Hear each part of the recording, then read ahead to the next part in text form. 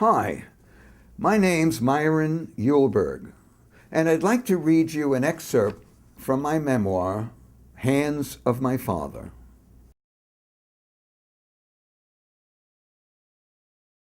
Both sets of parents were dead set against our having children, my father signed. They thought a child of ours would be born deaf. They were ignorant immigrants from the old country. His hands beat the air angrily. What the hell did they know anyway? They treated us like children, always. Even when we were adults ourselves, they couldn't help it. We were deaf, and so we were helpless in their minds. We would always be children to them. So we didn't listen to them, and we had you. They were surprised when they saw how perfect you were. Nothing missing. A regular baby. A normal baby in their eyes. Mother Sarah and I loved you from the first time we saw you, but secretly, some part of us wished you were born deaf. Although I love my mother and father, I couldn't imagine being part of their deaf world. And I couldn't understand why even the smallest, secret part of them could wish such a fate for me.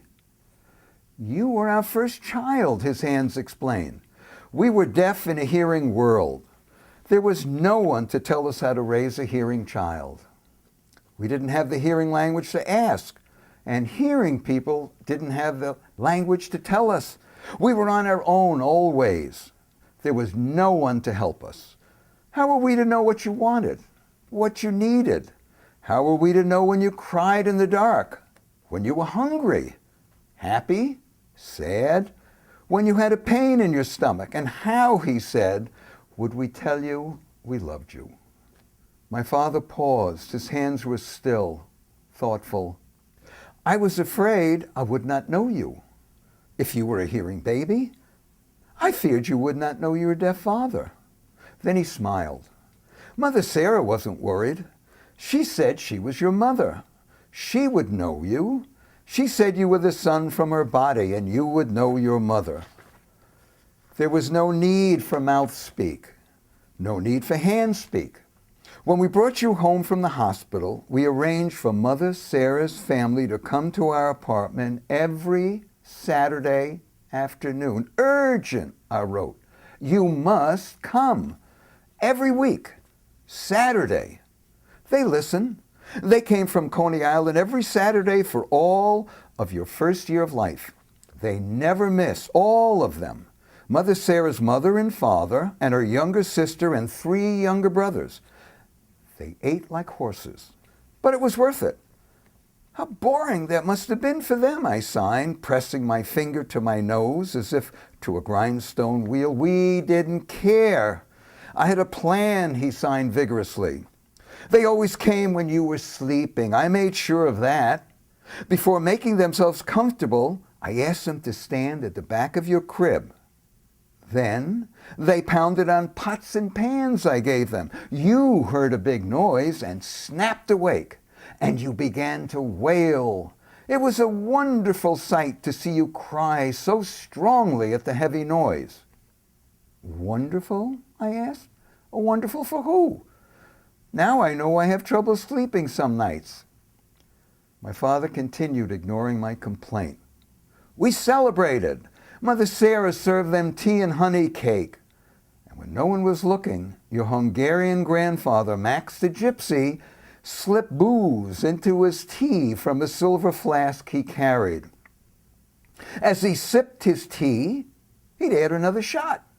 Soon, his teacup was filled just with whiskey, and he would sip and smile, smile and sip all afternoon long. Ah, thank God Myron can hear, he would mumble as he took another sip.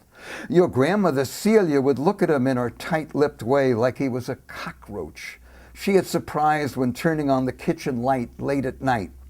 She always looked like she wanted to step on him. No one seemed to notice, but we deaf see everything. I see more meaning in one blink of an eye than my hearing brother and sisters hear in an hour-long conversation. They understand nothing.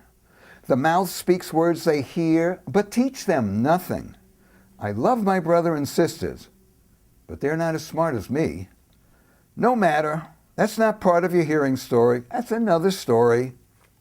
My father's memories were so intense and so tightly woven together in his mind that in the midst of telling one story, he would often wander off into another one that rose to the surface almost as if it had been bottled up all these years, and now that there was someone to tell it to, had just worked itself free. When he did so, he would catch himself and terminate the beginning of the new memory by abruptly signing another story. And then I knew that somewhere down the road I would hear from him this other story. On Sundays, my mother, father, brother, and 2 sisters came down from the Bronx. They didn't trust Mother Sarah's family. They brought their own pots and pans. Each one held a pot or a pan on their lap during the 2-hour, 3-subway-wide trip from way up in the Bronx to Kings Highway in Brooklyn.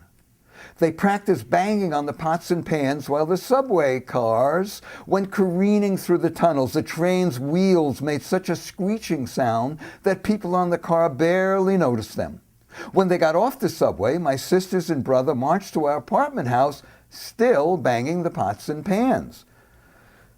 They looked like some ragtag army in a Revolutionary War painting. As soon as they arrived at our apartment, they hid behind the head of your bed and pounded away, while they stomped their feet like a marching band. I felt the loud noise through the soles of my feet. They had a nice rhythm. The result was the same. You awoke immediately. You jumped, actually. This went on for a whole year? I asked. Yes, they thought your hearing might go away, just as hearing for me and Mother Sarah went away when we were young. Big mystery. How about our neighbors? All that banging and stomping, didn't they mind? I asked. What do you expect? My father answered. We had to know if your hearing stayed with you. The neighbors threatened to call the landlord, have us evicted. Mother Sarah sweet-talked them out of it. The notes flew fast and furious between them till they settled down. Anyway, they thought you were a cute baby. They also wondered if you could hear. They wondered if the deaf could have a hearing baby.